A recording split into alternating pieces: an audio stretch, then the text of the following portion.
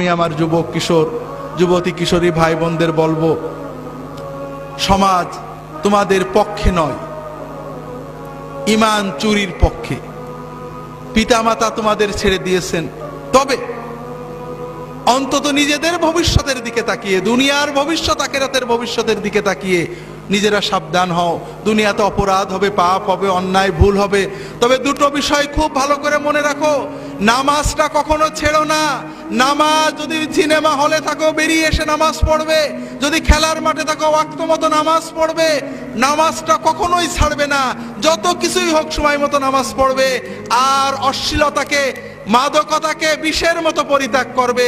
এই দুটো বিষয় যদি তুমি ঠিক রাখতে পারো, ইনশাআল্লাহ অন্যান্য ভুল ত্রুটি তওবা করবে, ভালো হবে, খারাপ হবে, এই নামাজ তোমাকে আল্লাহর পথে টিকিয়ে রাখবে।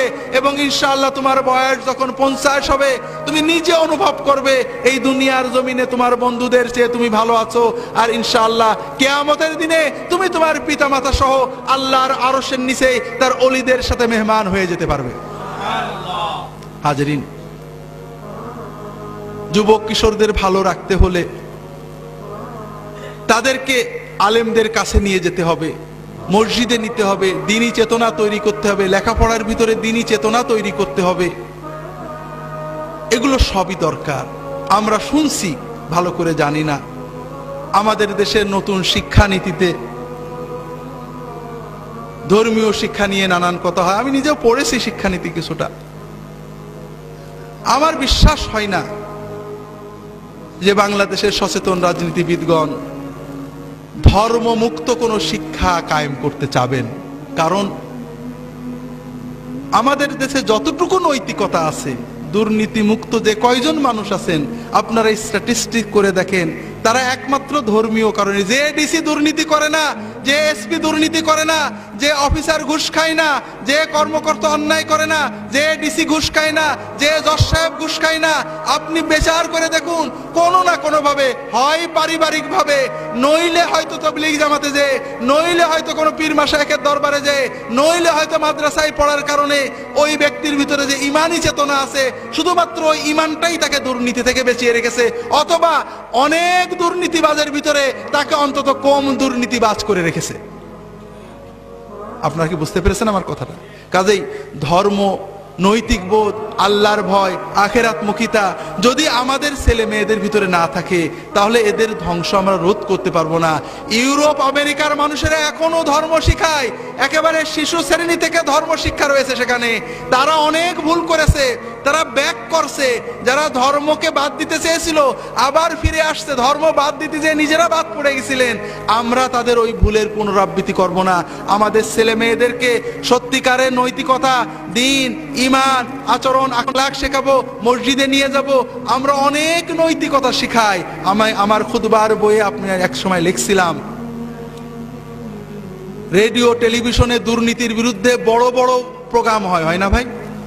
হয় নাকি? বিশেষ করে আমাদের গত তত্ত্বাবধায়ক সরকারের সময়ে কোটি কোটি টাকার প্রোগ্রাম হতো, দুর্নীতিকে না বলুন, আছে না? এইসব কোটি টাকার প্রোগ্রাম শুনে কেউ কি দুর্নীতি বন্ধ করেছে? করেছে নাকি? করে না। কারণ যারা এইসব লেকচার দেন, দেখা যায় তাদের পরেই মানুষের কোনো আস্থা নেই, তারাই নিজেরা দুর্নীতিতে লিপ্ত। বিশেষ করে এই ইউরোপের, আমেরিকার বড় বড় পণ্ডিত এসে আমাদের দুর্নীতির বিরুদ্ধে বড় বড় লেকচার দিয়ে গেল। কিছুদিন পরে পেপারে দেখা গেল এই লেকচার দাতারাই বিরাট বিরাট দুর্নীতিতে জেলে চলে গেছে। শোনেননি? হাজরিন, আসলে যদি সত্যিকারের দুর্নীতি মুক্ত করতে চান, মানুষ হলো পশুর মতো। মানুষের ভিতরে পাশবিকতা আছে, পশু প্রবৃত্তি আছে। একজন পশুকে যদি আপনি সামনে নিতে চান, দুটো জিনিস লাগে। কয়টা জিনিস? একটা হলো ভয় আর একটা হলো লোভ। এই দুটো জিনিস লাগে। মানুষেরও দুটো জিনিস লাগে, একটা ভয় আর একটা কি? লোভ। আপনি যদি দুর্নীতি দমন করতে চান, সুশীল সমাজ গড়তে চান, সুন্দর সমাজ গড়তে চান, লোভ এবং ভয়কে উজ্জীবিত করতে হবে। সেই লোভ এবং ভয় বিবেকের হতে পারে, সমাজের, রাষ্ট্রের, আইনের হতে পারে, আল্লাহর হতে পারে। বিবেককে বুঝ দেওয়া যায়, আইনকে ফাঁকি দেওয়া যায়। ইউরোপ আমেরিকাতে দুর্নীতি কম আছে আইনের শাসনের কারণে। আইনের কারণে। কিন্তু আমাদের দেশে আমরা আইনকে যে ফাঁকি দেওয়া যায় সবাই জানি। দুর্নীতিতে 50 বছরের শাস্তি, পরের কেসে দেখা যাচ্ছে 0 হয়ে যাচ্ছে, হচ্ছে না ভাই? কে যে দুর্নীতিবাজ আর কে যে ভালো আল্লাহ তাআলা ছাড়া আমরা কেউ বুঝে কুল পাই না, ঠিক না হাজরিন? ভয়, আইনের ভয় দুর্নীতি দমন করে কিছুটা। যে দেশে আইন খুব কঠোর আছে, প্রকৃত দুর্নীতি দমন করে আল্লাহর ভয়। কিসের ভয়? যখন বান্দা জানে যে আইনকে ফাঁকি দেওয়া যাবে, ফাঁসির দড়িকে পাল্টে দেওয়া যাবে, জজের রায়কে পাল্টে দেওয়া যাবে, রাজনৈতিক প্রভাব খাটানো যাবে, কিন্তু আল্লাহর চোখে ফাঁকি দেওয়া যাবে না। আমি যে অন্যায় করেছি আল্লাহ দেখেছেন, আল্লাহ আমার উপরে, আমার আওলাদের উপরে গজব দেবে, আমাকে আল্লাহর কাছে জবাব দিতে হবে।